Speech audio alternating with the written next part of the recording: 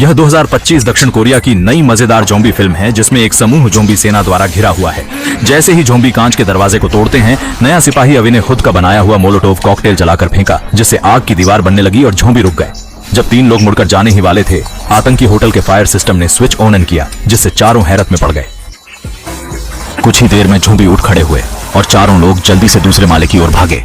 ऊपर जाने पर पाया कि वह भी ज़ॉम्बी द्वारा कब्जा हो चुका था।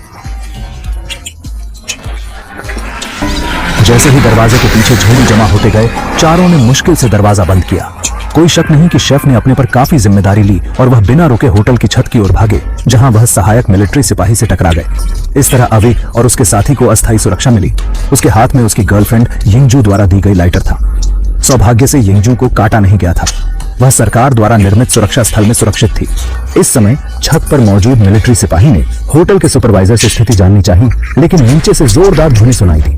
होटल में ज़ॉम्बी ने दरवाजे को तोड़ा और अपनी चढ़ाई की, लेकिन इतना कमजोर दरवाजा कितनी देर तक रुक सकता है। इसी समय शेफ अचानक गिर पड़े और माहौल में तनाव बढ़ गया। पीछे मुड़ते ही देखा कि शेफ पूरी तरह से ज़ॉम्बी में बदल चुके हैं।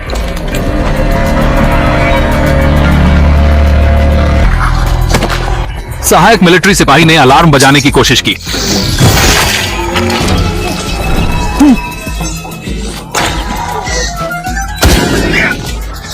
अपने साथी को देखो।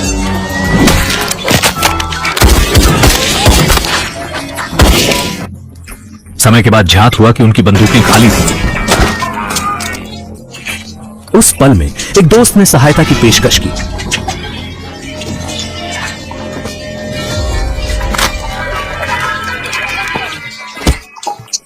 उनकी यह शरीर की कुशलता ज़ॉम्बी पर असरदार नहीं थी, बल्कि वे एक ज़ॉम्बी द्वारा उठाए गए थे और बेरहमी से उन पर हमला हुआ। एक बड़े जख्म के साथ साथी ने आखिरकार एक और के ज़ॉम्बी को हटा दिया। हालांकि अंत में इसका समाधान आर्मी सिपाही ने खुद के बनाए हुए लोहे के कुदाल से किया। लेकिन अजीब बात यह थी कि सिपाही चोई जेयुलू को गहरी चोट के बावजूद वह ज़ॉम्बी में नहीं बदल पाए और सीधे मर गए।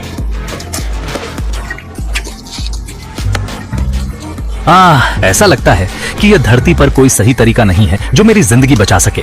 जब 3 साथियों ने भोजन करने के लिए रेस्तरां में प्रवेश किया और बदलने की सोच पर बात की, अचानक दरवाजे पर जोर जोर से ध्वनि सुनाई दी।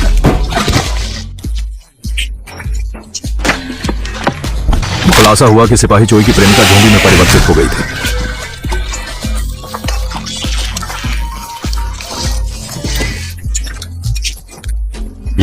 यह निर्देशक क्या सोच रहा था जो लोगों को इतने मूर्ख बना दिया? इतना स्पष्ट ज़ॉम्बी होने पर भी आगे बढ़ा। शायद वह सिपाही बहुत ज्यादा हो गए थे और यह सीन की कमी नहीं होनी चाहिए। अंत में उच्च कमांडर ने गोली मारकर इसे खत्म किया। इसी बीच यिंगजू ने एक इंटरनेट वाली जगह खोजी और अवि को संदेश भेजते हुए होटल में मिलने का निर्णय लिया। हंसी,